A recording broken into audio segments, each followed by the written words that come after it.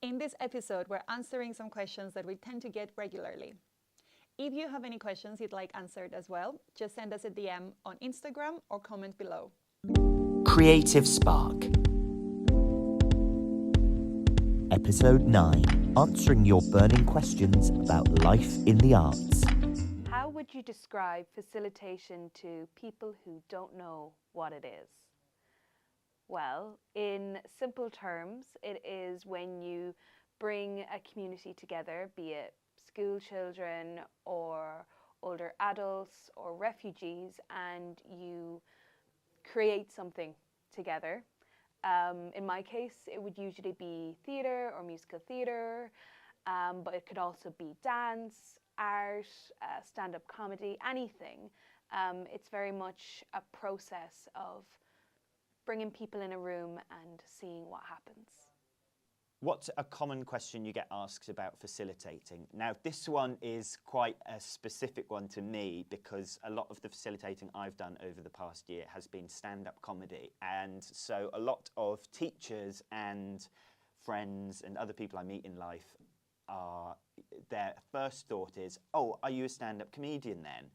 And I have to go, no, I'm not a stand-up comedian. And usually there's a sort of look of disappointment in their eye before I go on to say that teaching comedy and stand-up comedy is very different to doing it. It is a marriage of acting and writing and improv, which I guess goes into the acting category. Those three things can make a great stand-up comedian, and you don't need to be, a professional stand-up comedian in order to enjoy that part of, in order to enjoy doing it. It's been a really successful class for that reason, because I can bring my skills in writing, acting, and improv, put them all together, and allow the kids the free rein to do their, to be creative within those three categories. There'll be some days where we'll lean more to the writing and the drama, or there'll be sometimes where it'll be the drama and the improv. You can swap them in and out with each other. But no, I'm not a stand-up comedian, but that doesn't mean that I'm not a good stand-up comedy facilitator. Is there something people don't know about your job?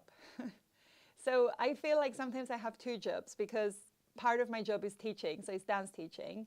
And I feel for a dance teacher, a lot of people maybe don't see all the work that goes behind the scenes, all the hours of choreographing, of correcting things. I might have a choreography in my head, and then 10 minutes before class, I might listen to it, I might dance to it, I might be like, actually, I don't like that. Sometimes I do that during class as well, because you have to see what works in the moment. But I feel like a lot of people don't see that part of the job of teaching. They don't see all the preparation that comes to it, all the planning, all the thinking, the amount of times you listen to a song beforehand. And if there's people around you, they're like, how can you hear that song like 20 times? But you have to, because it's all part of the job. And lots of people don't see that. And also the frustration that comes sometimes when you can't choreograph or you can't feel inspired to find the next move and teach it. That is very time consuming, and it's part of the job, but people don't see that, I feel. And when it comes to a show, all the preparation that comes for it, thinking about costumes, where a dancer is going to come from, where they're going to exit, how long is the song going to be, at which part of the song are we going to cut it, which song comes next, which performance comes next, how do we coordinate all of the dancers behind the scenes. So the final result might look very different to the whole process that went behind it to get it there. And that's a part of the job that people might not see. In terms of running the company, the part of the job that people probably don't see, there's so many different parts, so many different things that happen behind the scenes. I think that responsibility, that heavy feeling of responsibility of people relying not on me, but on the company to live, so to get paid every month, all the bills that have to be paid, all that stress that goes behind that to have the cash flow, to keep running the business, make sure everyone gets paid on time, all the bills get paid. That's something we don't usually talk about, when we run a company, but it's a big part of it. Also the challenges, and it could be like cancellation. Someone cancels their place, or a client has to cancel a session for a reason. The disappointment that comes from that, and then having to pick yourself back up and be like, okay, we just keep going, more sessions, more children. I mean, you also create those connections. So when you lose a client, that's a big part. That's not a nice feeling, obviously, because we really do have interpersonal connections with our clients. So that's probably another part people don't see. And then also the fact that when you run a company, you think about it, not that it's a good thing, but you do think about it 24/7. So you end up, I go to bed sometimes at 11 o'clock and I'll have this light bulb moment. Oh, we should do that. We should do a podcast. And that's how things go. You're constantly thinking about it, and you're constantly thinking of ways to improve it. And you have to try all these different marketing strategies. You have to understand marketing. You have to learn how to manage people, how to work with people, how to use all the softwares, all of these things. And you also at the same time have to evolve with technology and with the world as it's changing. So you might have figured out a way to do things, and then something else come in play, or another challenge, or something else to try out. So I think these are some summarized parts that people might not see about my job. I could keep going, but I don't have time. What is the most gratifying part of the job? For me, it is really being part of the process, from seeing somebody really take on a new skill, from seeing somebody get that kind of inner spark of confidence, even if it's not something they're going to continue with. The fact that they have gotten over that hill and they know they can do something can carry them for the rest of their life. They can do that exam. They can learn to drive. That inner belief that I think that the arts can unlock in someone does follow them throughout wherever they go. So that for me is incredibly satisfying, to see that light bulb moment in young people especially, but it can happen for any age regardless of who you are. How do you structure a drama class? So I follow a pretty similar structure each time. Every session starts with, I try and tie in the register to what I call a check-in. So that would be asking, as you go around doing the register, asking them a question. So that could be something like, in one word, how are you feeling today? Or in one word, how, what was something surprising that happened this week? And basically all that's doing is giving them an opportunity to get something off their chest that they might be excited about, or something that they might be a bit nervous about, and giving them a little bit of space at the start to talk about that. I don't always do one word. Sometimes it's like, let's talk about anything interesting we've done this week, and allow a little bit more time. But I think it's a really important thing because you can gauge the atmosphere in the room a little bit. And I just think it's a nice way to start by connecting with people before jumping into the actual work, which is not what I do next. Next, I'll play a game because it gets the brain a bit more active. It gets people thinking a bit quicker, interacting with each other, being a bit more creative, activating that part of the brain, and then we'll move into the main sort of lesson, I guess, the main activity of the lesson, whether that be monologues or a specific technique, or if we were doing a comedy session, it would be, an exercise on writing certain jokes. And then for the last part of the session would be sharing what we've done. So if we've prepared some jokes, would be telling each other the jokes and encouraging them to laugh and clap and applaud and celebrate each other. And if it was performing, then showing a bit of, if you've been doing some partner work, showing the rest of the group what you've been working on with some feedback from me. And then at the end, if there's time, do a little bit of a debrief about, hey, one thing that we've learnt today before they go home. That would be how I would structure most of my sessions. Is a facilitator a teacher? Yes and no. So I don't always refer to myself as a teacher, because it is about teaching. So we do teach. We teach dance, we teach acting, we teach music, art, everything that we do. But at the end of the day, what we do is facilitate an artistic session. So we do that through creativity, through using the arts in different ways, using the arts to address different issues, for example, community issues, or just offer that platform for development, for skills development. So I think facilitator is a broader term. I think teachers can also be facilitators, and facilitators can also be teachers. But I suppose a teacher can be a primary school teacher, a secondary school teacher, who've studied what it means to be a teacher. They've studied the different development years. And even though that's part of our job as well, we don't come from the teaching background. We come more from the background of we're performing artists, and we want to share that and facilitate sessions that include that. So I think they're very interdisciplinary, and I think they do have same objectives, but at the same time, there is a slight difference between being a teacher and being a facilitator. And personally, I prefer to refer to myself as a workshop facilitator, but I also do teach during those sessions. So that's where it becomes a bit tricky, but I guess that's the answer to that. What does the ideal room look like for your job? Hopefully it is a room, first off. I've been in libraries, nurseries, everything. So anything that has 4 walls and a window and a door is fine by me. In terms of the people in there, I like to have space that we can move around. I like to set up the room in terms of like not only what I'm using, but also kind of the groundwork. I'm using the room word very loosely here. So for me, I would always walk into a room when I'm working with new people and kind of set it up with some sort of, I suppose, boundaries that we create among ourselves. It might be kind, be respectful, be yourself, be brave. It could be very loose, but it's whatever the room also wants and how you respond to that. So once you've got the 4 walls and you've got a good Wi-Fi connection, or you're able to make a hotspot or something, and you've got people there, you can make any sort of magic happen. And that's truly what I believe. What is the importance of drama games? A lot of students and adults think that drama games are just about being silly and having a laugh, which is true. It's definitely about that. They need to be fun.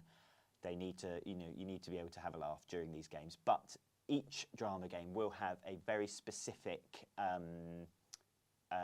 skill that you're developing. So if it's something like walking around the room and balancing the space, it's about balancing the space and spatial awareness when on stage. If we're all clumped together in one space on a stage, that doesn't look great for the audience. So it's about spatial awareness and having the insight to go, oh, if I'm standing really close to this person, maybe I should move away just so that it looks a bit nicer for the audience. Things like Splat are about quick thinking, those speedy decisions you have to make on stage when maybe something goes wrong, all come from developing that part of your brain, the quick thinking side. Can I think of another one? There's loads of drama games that are based around building on an ensemble and teamwork, and having a close-knit cast is essential for making a good show. How do you think of all the different moves when you choreograph? I get asked this a lot by students, by parents, by friends, especially some of the adults that come to our adult dance class on Mondays. The answer is it depends on the week. It depends on how inspired I'm feeling. Most of the time, I just follow the flow of the body. So if, for example, I start with high arms, then I'll see, okay, where do my arms go from here? What is natural from there? What works with the flow of the body? Sometimes I might get inspired by watching different shows, whether it's on TV or on stage. I might see some moves or some sort of like music or partner work. There are things that inspire me, and I'd be like, oh, I'd want to try that. I could add that in that dance.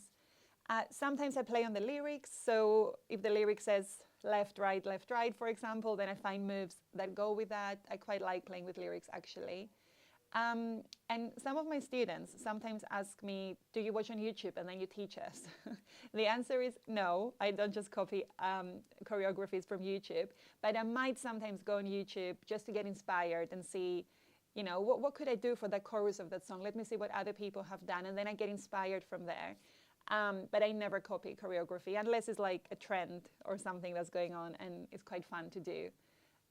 So that's the answer to how I choreograph. But it really varies every week, and there's so many different factors that come to play when you're choreographing. It's all about being in the right mental space as well, and just giving time and space to yourself to find that inspiration and move in the space and see what feels right in that moment. What would be a dream project or a workshop idea that you would love to facilitate?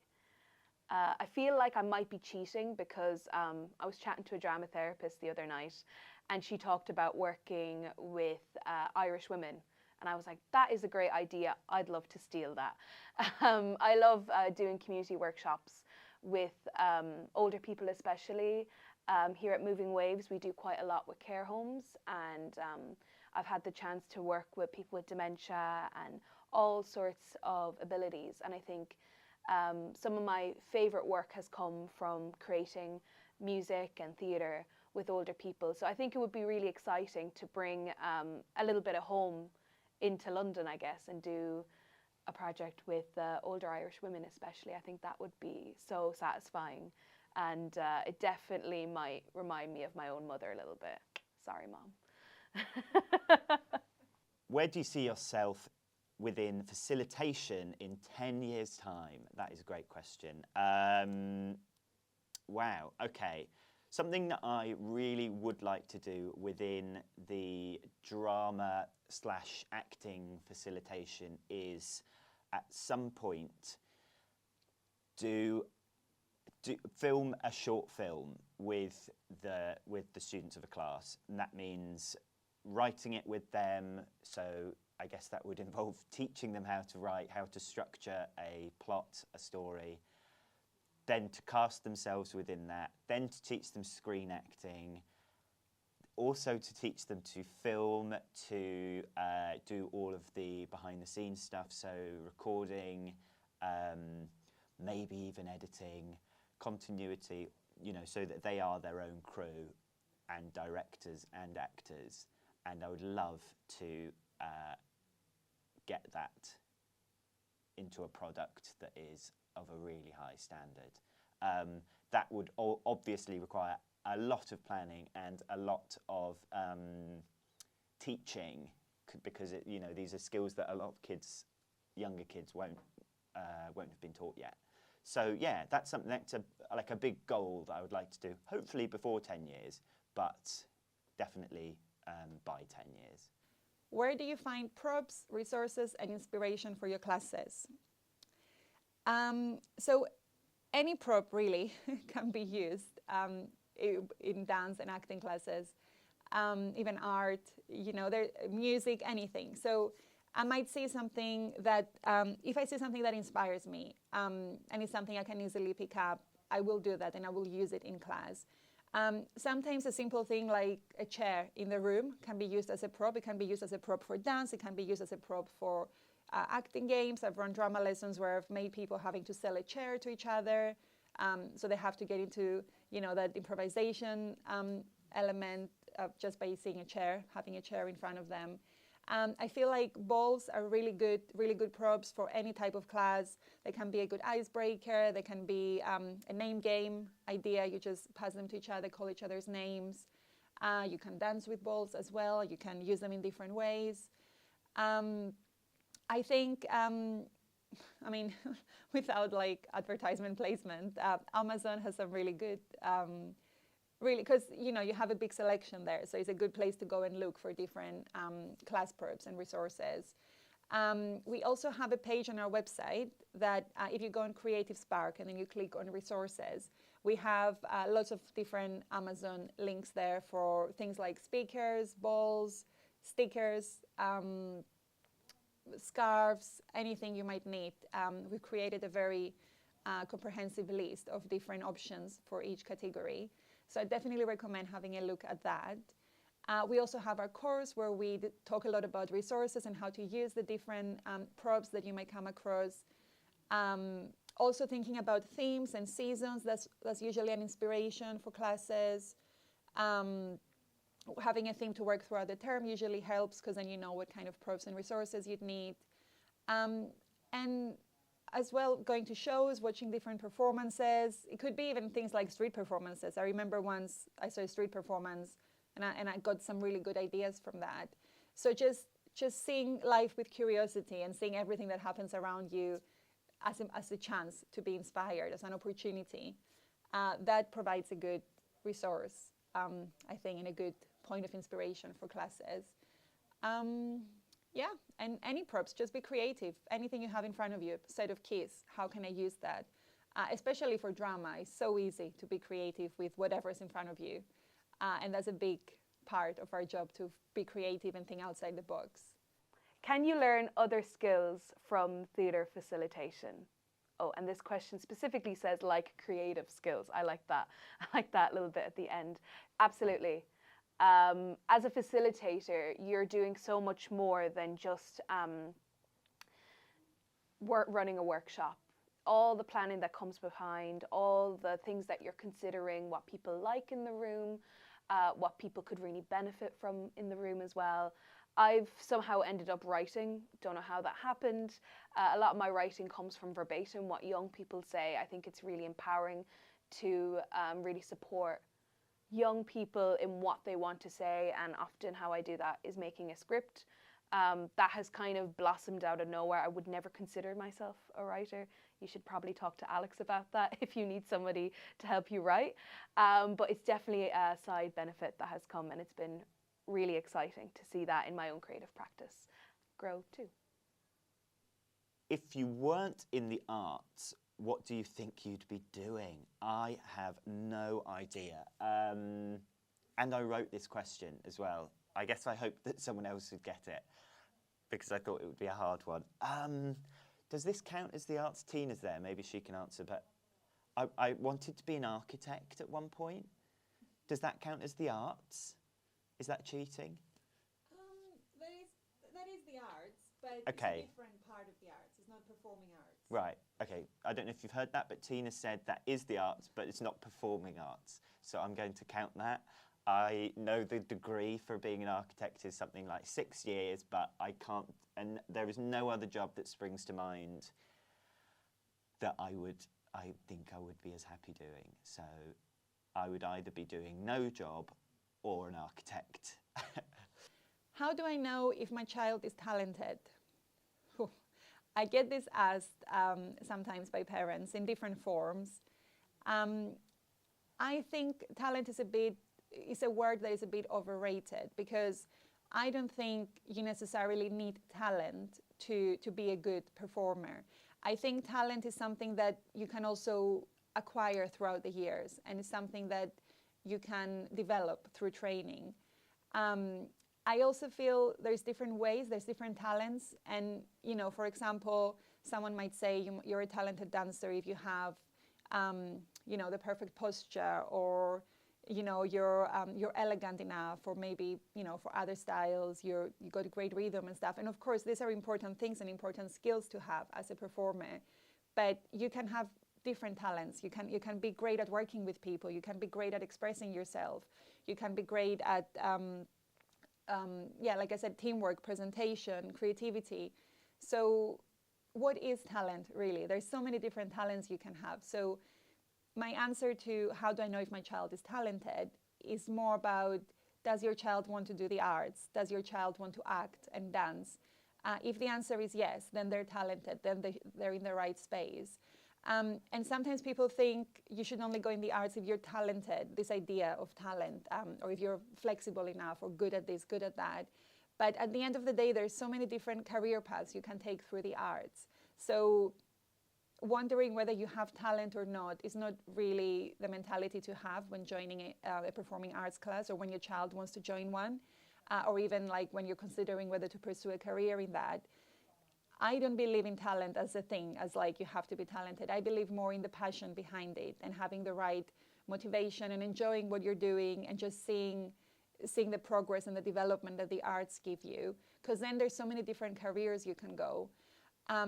And if you saw me, for example, when I was 4, if you saw me doing a dance class, you wouldn't think I'm super talented. You wouldn't be like, yeah, she'll be a dancer. But yet, here we are, and, life has taken its own path. And if I wasn't given that opportunity at the time because someone thought I wasn't talented enough, for example, I wouldn't be where I am today. So long story short, I don't think you should be wondering about whether you're talented or your child is talented. You should be focusing on whether they want to do it or not. And that's all that matters, because people find their way through the arts. There's so many pathways, and you can develop talent. You can get better at things. And it's all about training and practice and experience and just believing in yourself and going for it. What would you change about theatre facilitation? I think sometimes there can be a bit of a misconception that it's exactly what teaching is. And I think there is a difference between the two. I think theatre facilitation considers the entire group as a whole. It's very much not focused so much on behaviour, but also the process of making something from start, meeting each other, through maybe the difficult bits in the middle where tensions rise, people become sometimes too comfortable with each other, and then at the end of it. So I see this a lot in the primary schools I work at. I'm very different than a teacher, but for children maybe that's all their context is when it comes to adults. So it is interesting being that other person that's not a teacher, not a parent, but is like a trusted adult with a particular skill set that can really help them shine.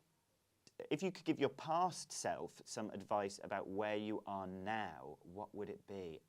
I love this question. I guess it would be to not rush, to slow down, I had a teacher who always used to say, trust the process, because, and don't end game. Don't just think about where, what the end product's going to be, what that feeling will be like when you do the show or whatever it is. Just enjoy the process, enjoy the roller coaster while you're on it. Yeah, that would be my advice. Just, slow down, soak it all in, that kind of thing. Because I think it's so easy to get caught up in the future and not enjoy where we are now. And that's the most important thing about learning, is being in the moment. And bit of a ramble, but hopefully my past self will appreciate that. What did the arts offer you to make you pursue a career in it? That's a very good question, because I think the arts have offered me so much in my life. And first of all, starting with the basic self-confidence. I'm a very confident person today, and that definitely comes from the arts training I received and, doing all the performances over the years.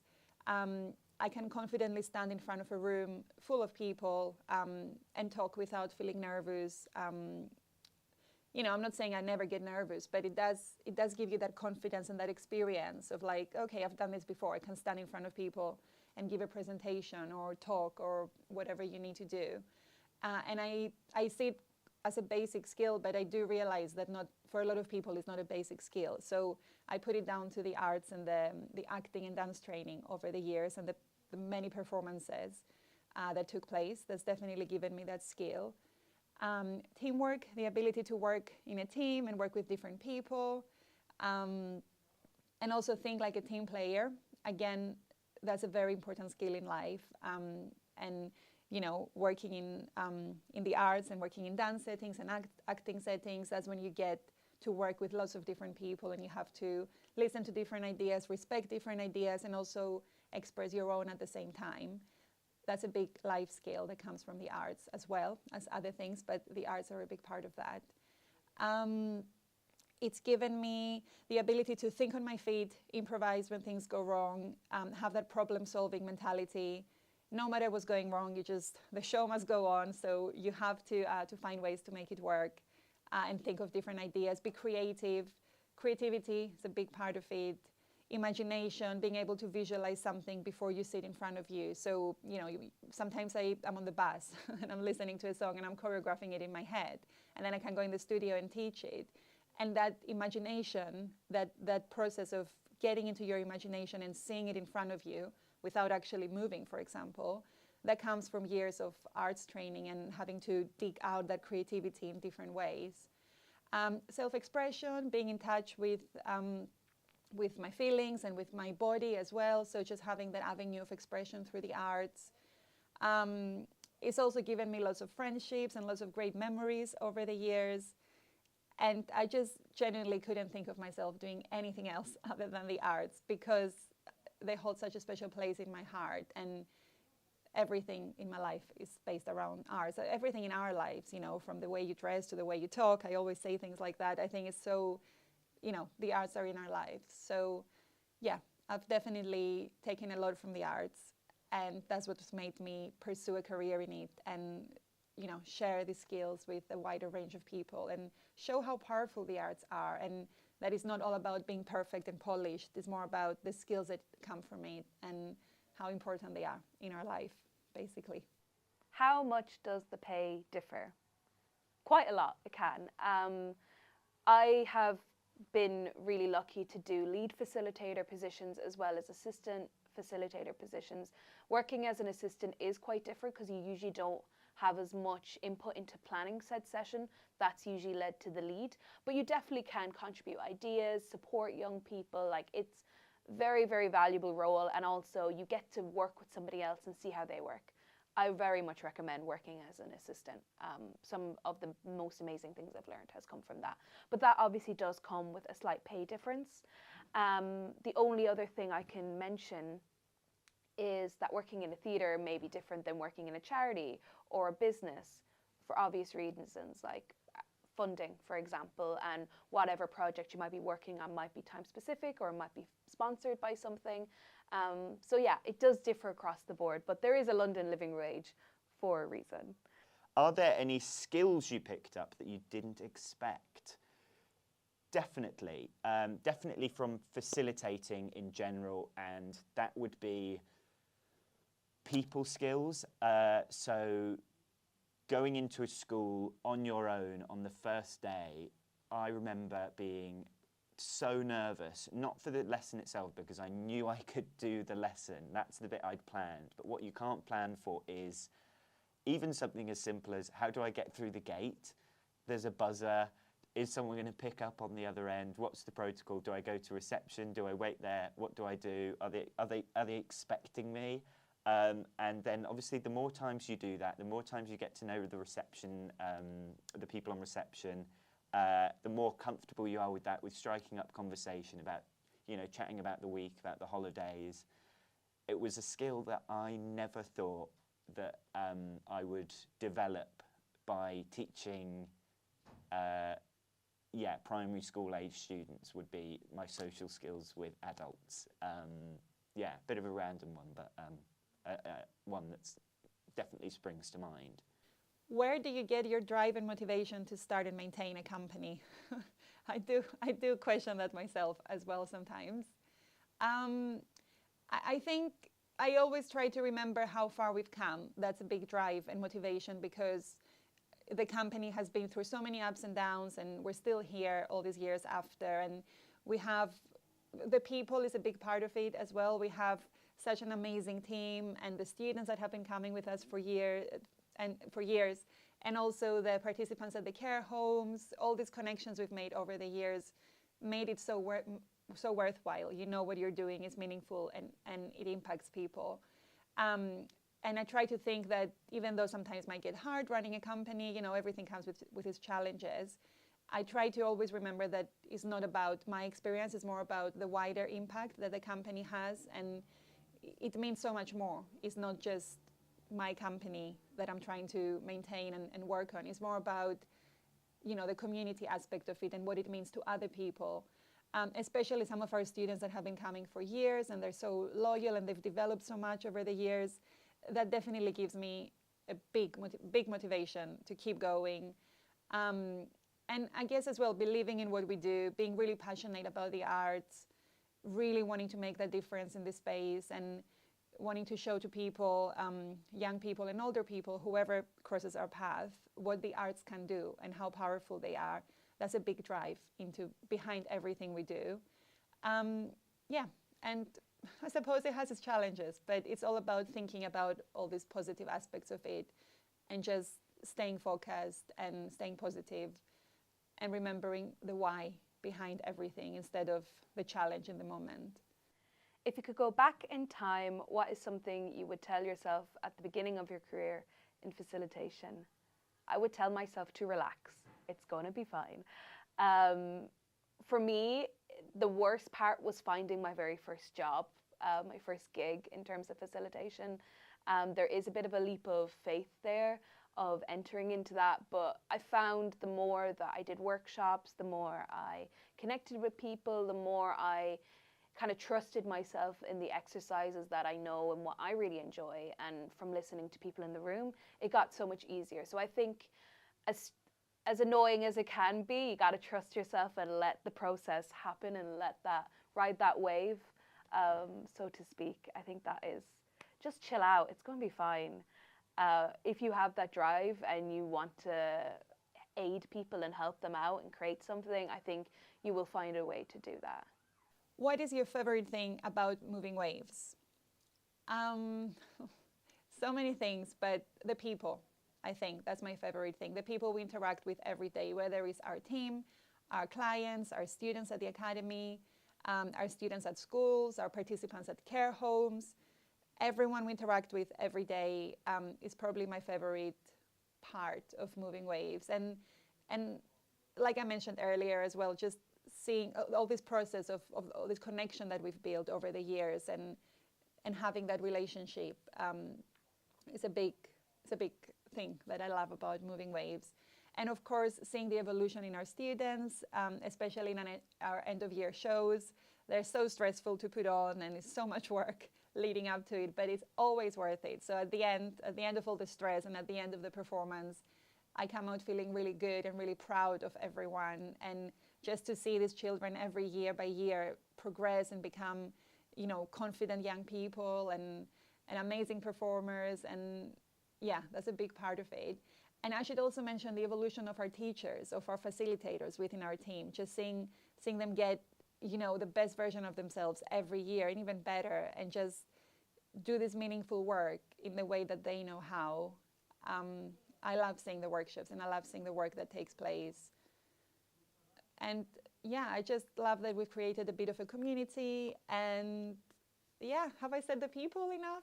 I really love the people and everything that happens every day. Yeah. What are your biggest interests outside the arts? This is another impossible question for me because I feel like all of my interests are in the arts. And I can't even say watching films because that's the arts. Going on walks and dogs. I love, and they often go hand in hand, don't they? Going for a walk and meeting dogs. I don't have a dog to take on a walk, so I have to enjoy other people's dogs. Going on walks, nice walks. I would say exercise, but that would be a lie. Hope you enjoyed this episode of us answering different random questions. We'd love to hear more questions from you, so anything you'd like to know or any comments or any more topics you'd like to see us discuss, just let us know in the comments below or send us Instagram message so we can take that on board and create more content for you.